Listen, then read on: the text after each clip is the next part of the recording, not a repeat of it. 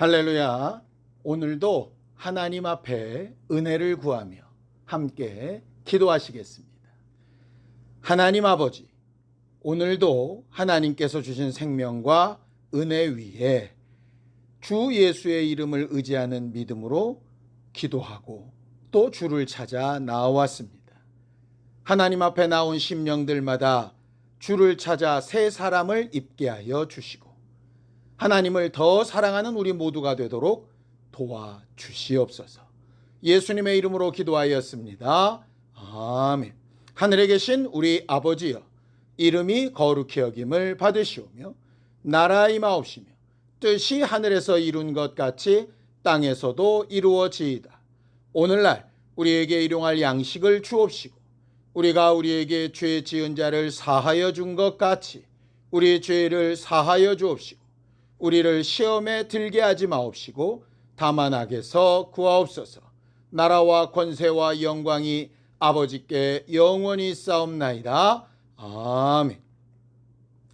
찬송가 425장 함께 찬양하겠습니다. 425장입니다.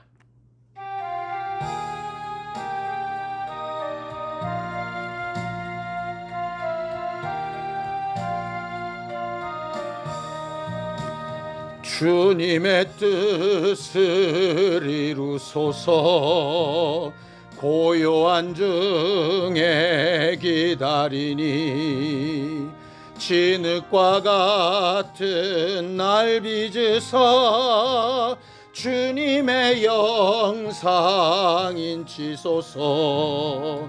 주님의 뜻을 이루소서. 주님 발 앞에 엎드리니 나의 맘속을 살피시사 눈보다 이게 하옵소서. 주님의 뜻을 이루소서. 병들어 몸이 피곤할 때 권능의 손을 내게 펴서 강건케 하여 주옵소서. 주님의 뜻을 이루소서. 온전히 나를 주장하사 주님과 함께 동행함을 만민이 알게 하옵소서.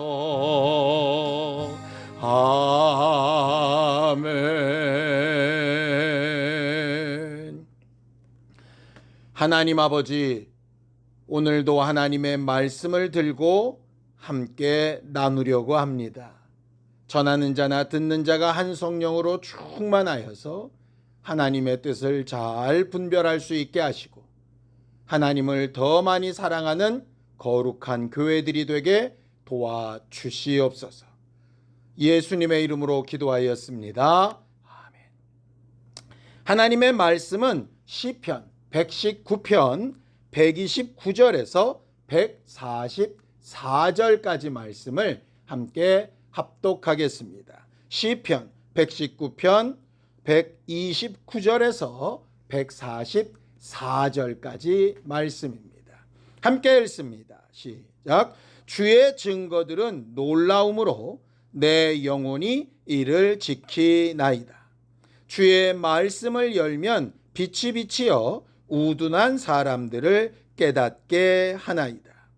내가 주의 계명들을 사모함으로 내가 입을 열고 헐떡였나이다. 주의 이름을 사랑하는 자들에게 베푸시던 대로 내게 돌이키사 내게 은혜를 베푸소서.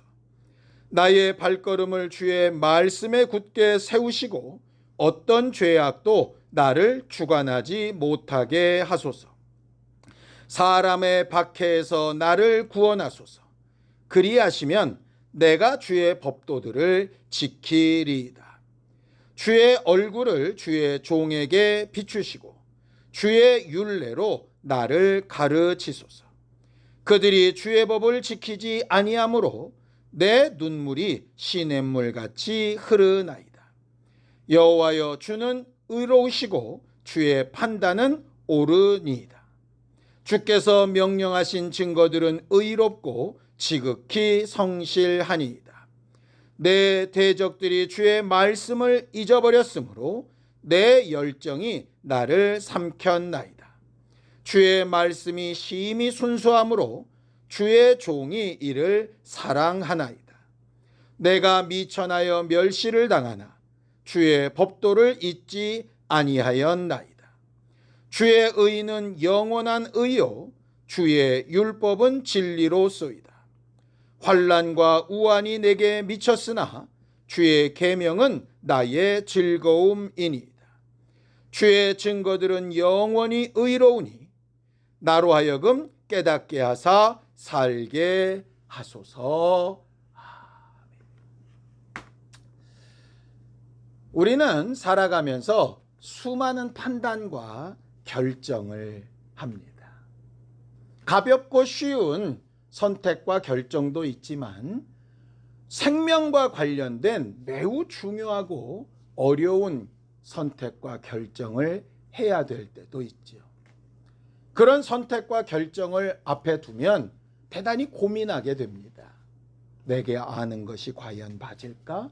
이렇게 선택하는 것이 과연 옳을까? 하는 두려움 때문이죠.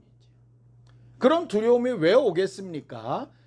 어떤 것이 옳고 어떤 것이 더 나은 것인지 제대로 알 수 있는 지식과 지혜가 부족하기 때문입니다. 우리가 하나님 앞에 기도하는 이유도 그거 아니겠습니까? 지혜와 지식이 부족하니까 하나님 앞에 구하는 거 아니겠습니까? 요즘처럼 비가 많이 쏟아지는 이때에 순간에 어떤 선택 하나가 나와 함께하고 있는 사람의 생명까지도 좌우할 수 있기 때문에 정말 어렵고 힘든 일이 아닐 수 없습니다.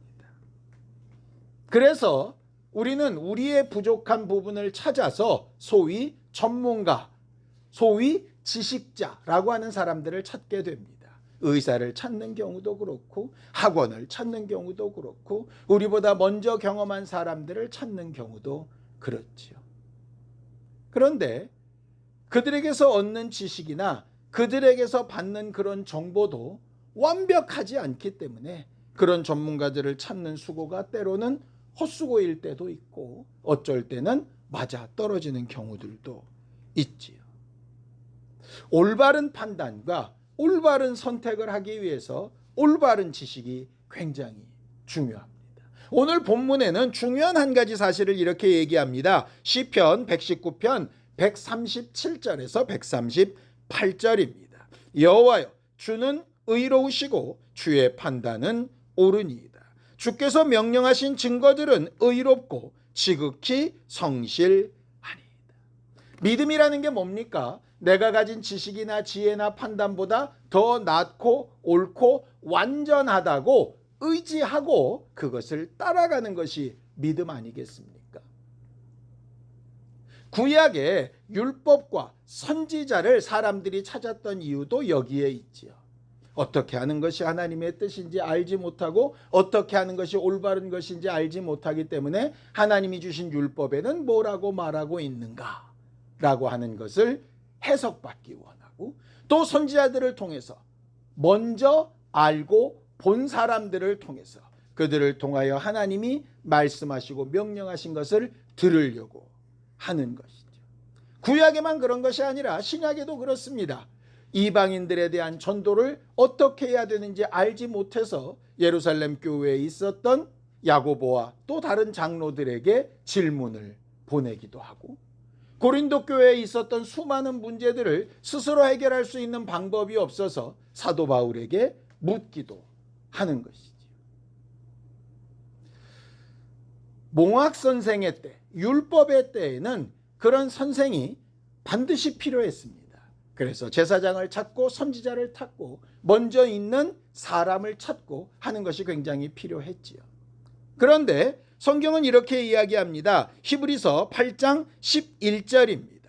또 각각 자기 나라 사람과 각각 자기 형제를 가르쳐 이르기를 주를 알라 하지 아니할 것은 그들이 작은 자로부터 큰 자까지 다 나를 알미라고 이렇게 말을 합니다. 히브리서는 말 그대로 유대인들을 향하여 기록된 성경이었죠. 그래서 항상 선생을 찾고 제사장을 찾고 선지자를 찾는 이들에게 이제 그들을 찾지 말고 너희가 이미 알고 있는 것에 의지하라 라고 이렇게 말하는 겁니다. 아니 도대체 어떻게 압니까? 가르치는 선생이 없고 가르쳐주는 선지자가 없고 인도해주는 목사가 없는데 어떻게 알 수 있죠? 이유는 성령 때문입니다. 요한 1서 2장 27절입니다. 너희는 주께 받은 바 기름 부음이 너희 안에 거하나니 아무도 너희를 가르칠 필요가 없고 오직 그의 기름 부음이 모든 것을 너희에게 가르치고 또 참되고 거짓이 없으니 너희를 가르치신 그대로 주 안에 거하라 라고 이렇게 말을 합니다. 너희가 이미 기름 부음을 받았다면 성령께서 너희 안에 와 계시다면 그 성령께서 너희를 참되고 온전한 길로 인도하실 것이다 라고 그렇게 말을 하는 거죠. 예수께서도 성령이 오셔서 하시는 일을 이렇게 설명을 하셨습니다. 요한복음 14장 26절입니다. 보혜사 곧 아버지께서 내 이름으로 보내실 성령 그가 너희에게 모든 것을 가르치고 내가 너희에게 말한 모든 것을 생각나게 하리라. 결국 우리가 무엇을 선택하고 판단하고 결정하려면 하나님의 온전하고 확실하고 선한 의도대로 판단하고 선택을 해야 되는데 그 하나님의 온전하신 뜻을 제대로 가르쳐 줄 수 있는 존재가 성령님이라고 하는 거죠. 예수께서 그래서 내가 떠나가는 것이 유익이고 성령이 너희에게 임하는 것이 유익한 것이라고 말씀하신 것입니다. 예수가 그렇게 말씀하신 내용은 오늘 본문에서도 똑같이 고백을 합니다. 시편 119편 130절입니다.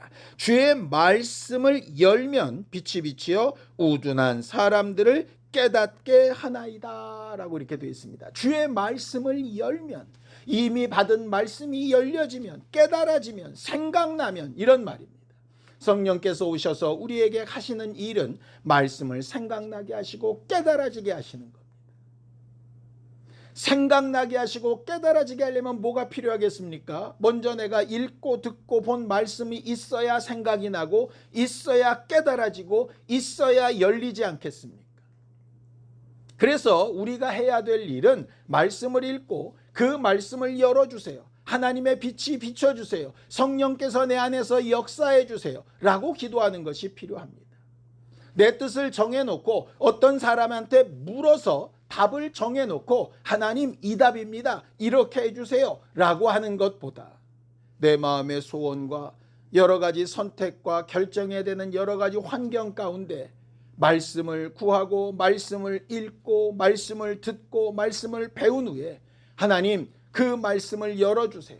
내 안에 어두움 가운데 빛이 비치듯 하나님께서 뜻하신 바와 가르치시는 바를 가르쳐주세요. 성령께서 내 안에서 일해주세요 라고 기도해야 하는 것입니다.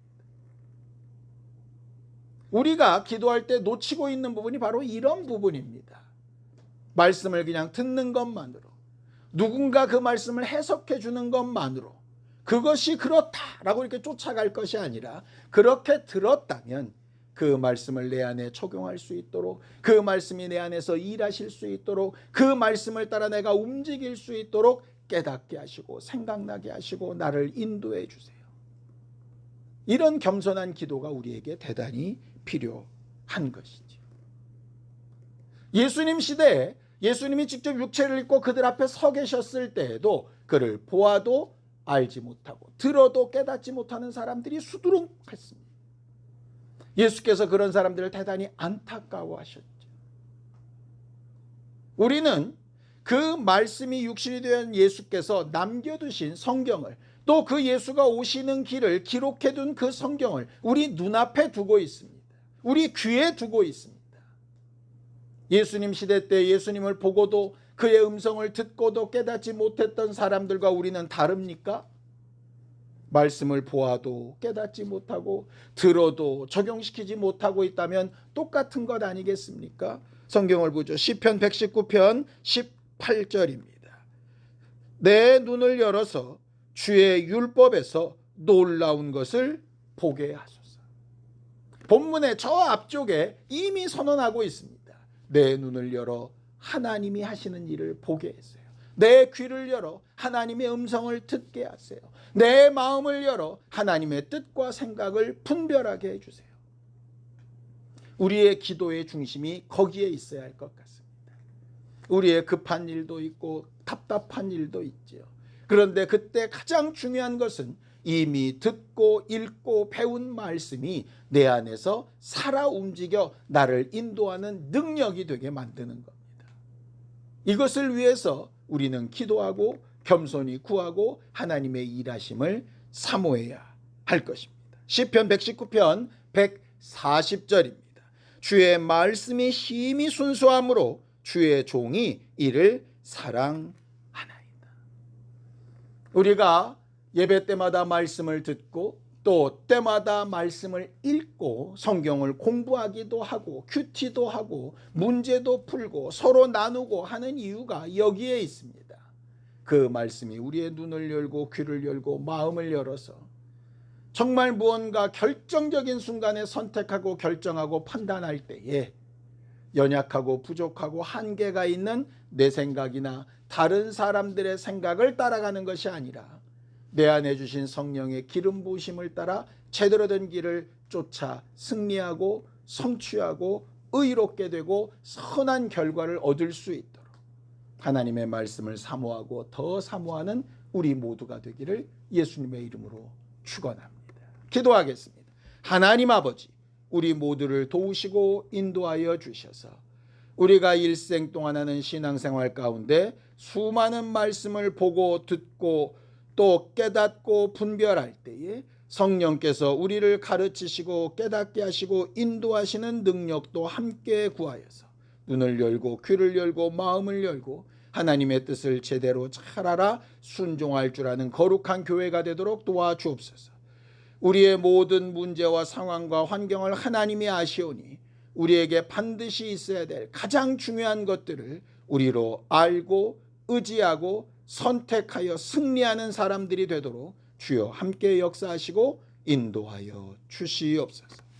이제는 우리 주 예수 그리스도의 은혜와 하나님 아버지의 극진하신 사랑과 성령님의 감동하시고 함께 하시는 분명한 증거가 하나님의 뜻을 구하며 성령의 역사를 사모하는 우리 모두 위에 이제로부터 영원까지 함께 있을지어다. 아멘.